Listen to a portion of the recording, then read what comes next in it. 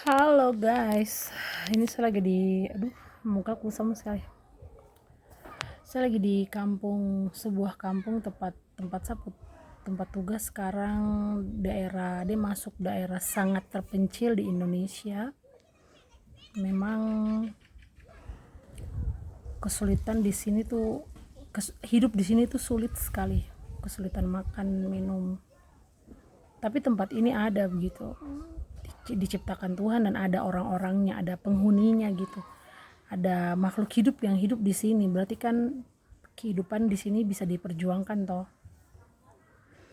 Nah, saya di sini hanya tenaga kesehatan, dokter kontrak yang dari tempat kerjanya saya yang sebelumnya itu saya bermasalah dengan anak-anak kurang gizi karena pengelolaan PMT yang kurang bijaksana oleh beberapa oknum. Padahal kalau mau dikelola dengan baik bisa tersalurkan sih PMT untuk makan minum yang tidak ideal sesuai standar tidak apa-apa, tapi adalah kayak macam nasi begitu sama lauk sayur kah, tempe kayak gitu bisa diperjuangkan, tapi tidak diperjuangkan sama sekali. Dan saya bermasalah karena itu, dan saya datang ke sini lagi. Saya tidak mau intervensi yang bagian PMT-nya, saya tidak mau sampai ke arah situ. Cuman yang saya sedihkan itu adalah di sini anak-anak gizi buruk tuh banyak sekali. Saya ingat itu dokter-dokter yang ada di kota itu kan mereka sedang memperjuangkan anak-anak bertumbuh dan berkembang ya, bahkan dari dalam kandungan itu sudah dididik dengan segala macam kemajuan teknologi untuk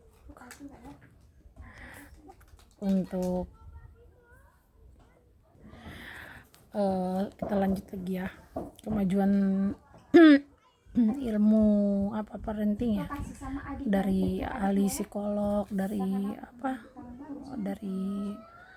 psikiater, ya mungkin ada juga ya, terus dari dokter spesialis anak dan dokter-dokter atau orang-orang lain yang hidup di kota, dan itu baik sekali. Dan ternyata di belahan dunia ini ada tempat yang seperti tempat ini yang kayak kita tidak bisa memikirkan lagi perkembangan emosi, intelijen dan lain-lain dari si anak-anak ini. Tapi bagaimana yang kita pikirkan adalah bagaimana anak-anak ini dorang hidup yang paling penting dan lebih penting dari segalanya begitu. Jadi kayak orang di sini benar-benar setertinggal itu. Ya maksudnya dunia ini, Indonesia ini sangat luas sekali ya. Jadi pemerataan pembangunan dari berbagai sisi itu tentu pekerjaan berat sekali ya. Kita butuh waktu sekian puluh tahun, bahkan mungkin ratus tahun kah. Tapi ya itu, jadinya belajar bahwa ini kayak ada di tempat yang kayak dunia lain begitu kayaknya deh. Karena begini, karena kan saya nih cukup khawatir dengan anak-anak yang gizi buruk, stunting, gizi kurang, bumilkek, ya itulah masalah-masalah gizi. Karena ya saya memperhatikan bagaimana bumilkek itu atau bumil yang kurang gizi ini akan melahirkan anak yang gizi kurang, gizi buruk dan stunting tadi itu, sehingga sudah pasti akan sulit memproses pelajaran apapun itu, metode pelajarannya ke depannya kalau anak ini sudah bertumbuh gitu. Dan ya akhirnya akan mencetak banyak lagi dan orang-orang yang bahasa kasarnya ya bodoh gitu. Sehingga ya bangsa ini akan terus menjadi bangsa yang berkembang ya karena itu tadi. Sementara ini tempatnya ya seperti ini, sulit sekali di sini. Untuk air saja sulit, mereka minum dari air rawa yang sekotor itu, dan seringkali dong tidak masak dong langsung minum, dan ya itu, dan akhirnya mereka rentan sekali dengan berbagai penyakit, dan anak-anaknya, ibu-ibunya, remaja-remajanya tidak sehat.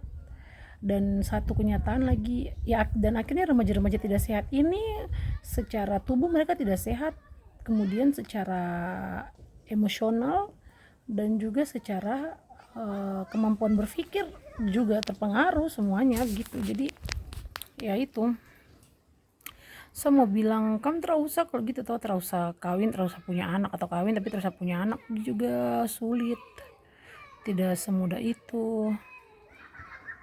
Kayak saya berpikir harusnya kalau gitu kamu direncanakan lah anak cuma satu saja kak, karena untuk kok minum aja tuh kok sulit sekali, kok sendiri minum aja sulit sekali, baru kok anak berangke-rangke, terus bagaimana makannya, minum doang. Jadi mereka gizi buruk di sini banyak sekali.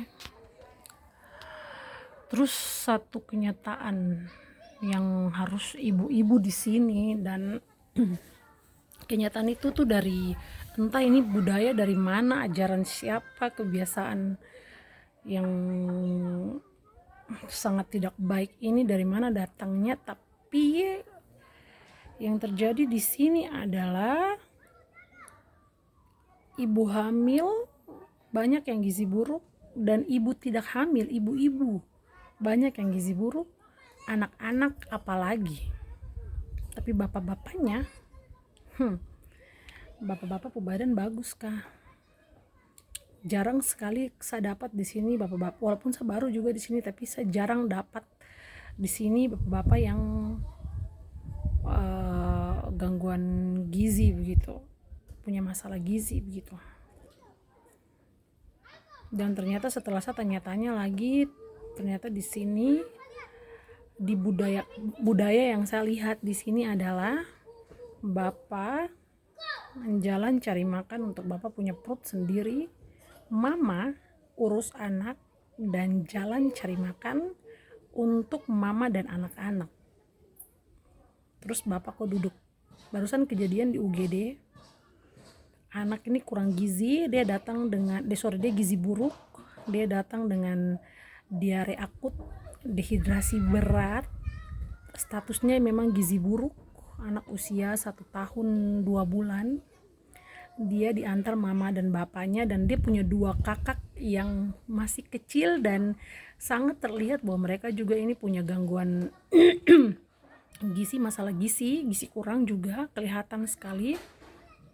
Mamanya juga terlihat jelas kalau mamanya ini juga gizi kurang, bahkan gizi buruk ya, mata cowong, perut buncit, kulit tidak sehat, pucat. Dan pasien-pasien yang anak ini yang datang hari ini, beberapa orang itu saya cek kan dia punya HB, dan mereka semua anemia. Dan kembali lagi ke cerita ini, bahwa saya ada periksa dia punya anak lagi, kita lagi pasangkan infus dan kasih obat, dan lagi tata laksana untuk anak ini, anak yang 1 tahun 2 bulan tadi itu. Terus bapaknya itu tidur di samping dia, bukan duduk jaga dia, tapi tidur di atas bed pasien, tidur di samping anak ini. Kemudian dia punya adik-adik yang lain itu juga duduk di samping, dia punya kakak yang lain juga duduk di samping situ. Dan mamanya, saya tanya mamanya kemana, mamanya ada pergi cari minum, cari makan dan cari minum untuk dorang makan, dan bapak ada tidur di samping anak itu. Setelah itu saya cari mamanya, saya panggil mamanya, saya bilang, mama jaga ade dulu. Terus mamanya jawab, biar bapaknya saja, soalnya saya harus pergi cari makan dan minum untuk anak-anak. Sementara mamaku juga punya kondisi ini kelihatan sekali tidak baik-baik saja begitu. Dan artinya bahwa itu tuh sudah menjadi budaya yang, ya budaya artinya kebiasaan yang tidak benar yang dinormalisasikan akhirnya menjadi budaya orang setempat. Jadi akhirnya ibu-ibu di sini pun tidak merasa bersalah kalau dong punya suami hanya tidur-tiduran, tidak urus anak, dan mereka yang akan keluar untuk mencari makan untuk suami dan anak-anak, sementara mereka juga dalam kondisi yang tidak sehat. Ini yang sangat saya sesali sekali. Dan saya duduk di sini tapi pemandangannya saya persis di depan saya, lurus saya ini anak itu dengan dia punya mama dan bapak dong ada duduk di depan puskesmas karena adik ini dia punya infusnya dia tarik terlepas sehingga kami harus lepas dia punya infus. Dan ya itu tadi waktu saya bawakan makanan buat adik yang sakit ini, dia punya saudara 2 tadi juga langsung kayak berebutan untuk makan makanan untuk pasien ini. Dan saya marah kan, saya bilang ini kan punya adik lagi sakit loh, kalau kalian maksudnya iya saya tahu kalian juga punya masalah gizi tapi kalian masih bisa beraktivitas normal, adiknya kalian ini sudah keadaannya sangat buruk, gizi buruk, diare akut dengan dehidrasi berat, dan ini tata laksananya tidak main-main.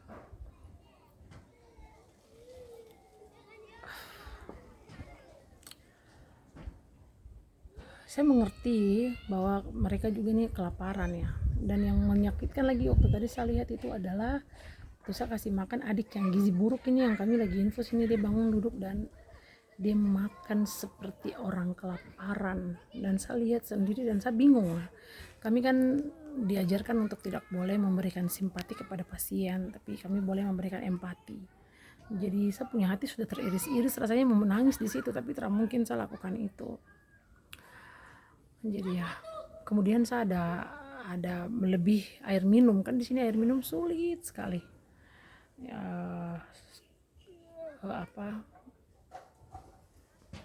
saya ada punya kelebihan air minum sedikit, jadi saya kasih mereka.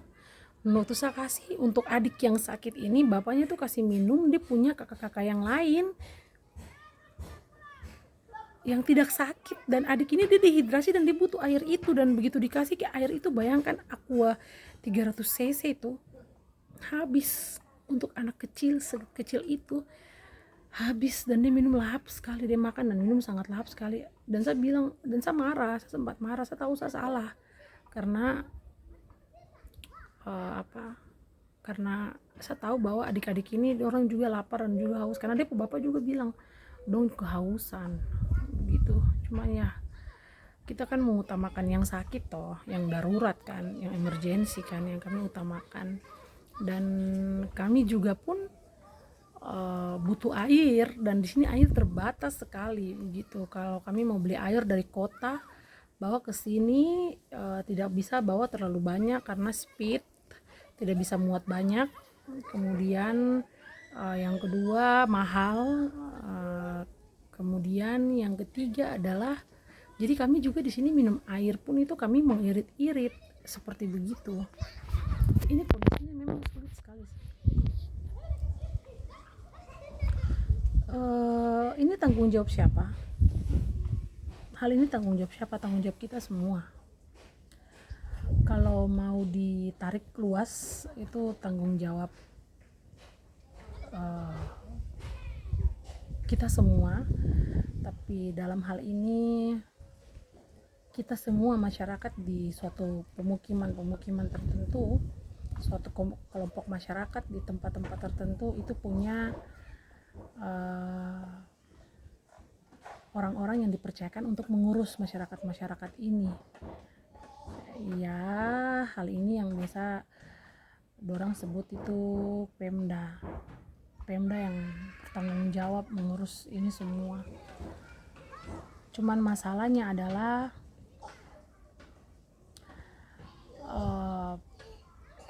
tidak mungkin Pemda dapat menyelesaikan masalah ini secara ideal ya, secara sempurna gitu, dan masalah tuntas tidak sesederhana itu. Tentu Pemda ini dia perlu bekerja sama dengan banyak sekali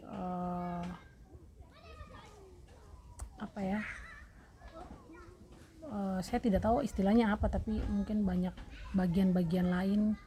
Seperti Pemda tidak bisa berdiri ya, Pemda kan di bawah di dalam Pemda itu kan ada dinas-dinas kan. Nah, dinas-dinas ini semua tuh punya keterkaitan satu sama lain untuk mengurus masalah-masalah ini. Jadi tidak bisa hanya kasih ke dinas kesehatan saja, tidak bisa begitu.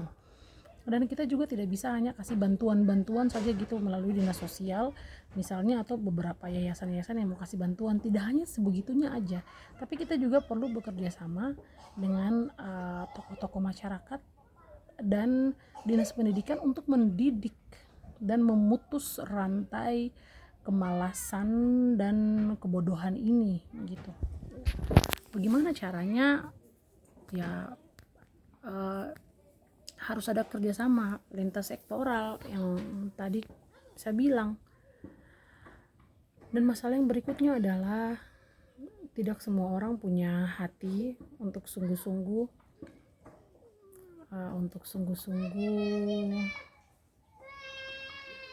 melayani. Ada orang yang, oh my god, di depan saya dong ada minum air mentah yang ternyata dong ambil dari mana ya Tuhan. Oh my god.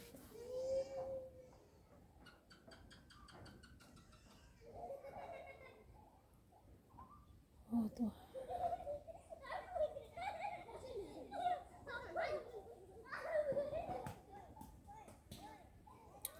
Oke. Tidak semua orang punya hati melayani, dan pun ada orang-orang yang punya hati melayani pimpinannya yang tidak menghendaki karena ego, misalnya merasa bahwa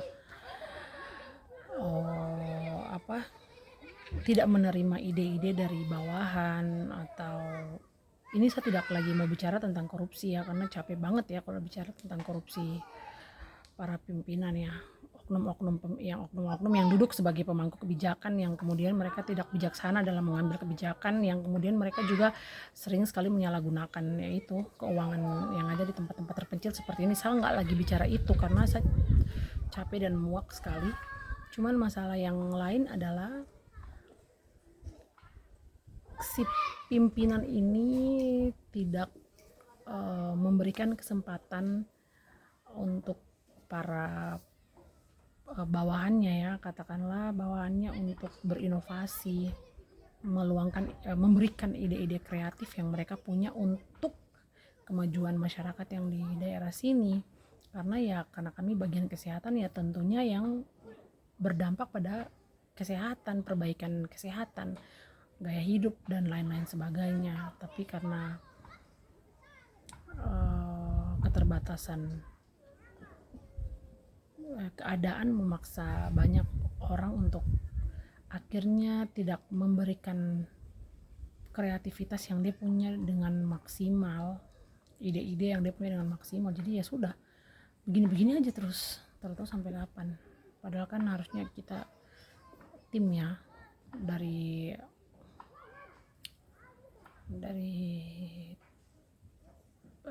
atasan sampai bawahan semua itulah. Ya saya ini aja sih, saya sedikit sedih, tapi ya sudah, saya punya tugas di sini mengerjakan dengan baik, saya punya bagian.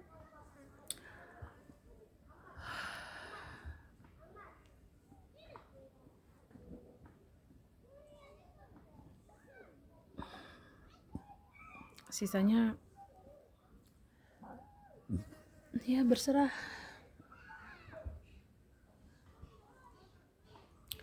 Padahal di sini tuh penghasil banyak ya, hasil bumi dan kerajinan tangan yang luar biasa. Ibu-ibunya tuh pandai bikin noken yang cantik-cantik sekali, yang di daerah lain itu saya jarang lihat ketemu.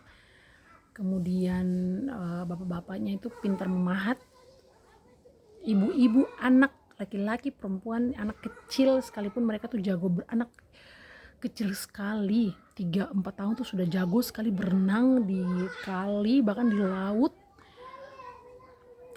dan jago mancing. Dan di sini ikan-ikannya hasil lautnya sangat wow sekali. Kelapa banyak di sini, yang kita tahu semua kelapa itu bisa di apakan aja, dari akar sampai pucuk itu bisa diapain aja. Dari buah kelapa aja tuh udah banyak sekali bisa dihasilkan, dari buahnya, dari isinya, dari tempurungnya, dari sabutnya, daunnya. Aduh, kelapa semuanya. Pisang di sini juga ada. Dan itu kalau kerjasama kayak pariwisata, kemudian dinas pendidikan, dinas sosial kerjasama, dinas apa ya, pendidik, kalau budaya tuh dia masuk di mana, pendidikan juga kan turun ke sini dan ya memberdayakan SDM dan SDA yang ada dengan baik, saya rasa. Tapi ya kebanyakan yang saya lihat itu orang-orang dalam tanda kutip oknum-oknum ini, oknum yang punya kuasa ya istilahnya. Kok mereka tidak melihat itu, tidak berusaha, dan akhirnya kami mengambil kesimpulan bahwa mereka hanya cari perut sendiri, keuntungan untuk perut sendiri, dan untuk kepentingan administrasi yang kayak menurut saya ribet banget, karena kok harus ngarang semua kepentingan administrasi itu. Saya tidak mau bilang apa yang saya maksud dengan urusan administrasi, tapi intinya kayak begitu. Dan tidak real ya, memang ya kita tahu ya, untuk dapat sesuatu yang data di sini katakanlah data yang real itu memang tidak mudah, tapi bisa dilakukan kalau kita kerja jujur dan kalau kita kerja ya benar-benar sesuai dengan apa yang sudah ditetapkan dari sananya. Karena saya sangat percaya bahwa undang-undang yang diatur itu sangat bagus sekali dan sudah mencakup segalanya begitu loh. Jadi ya begitulah,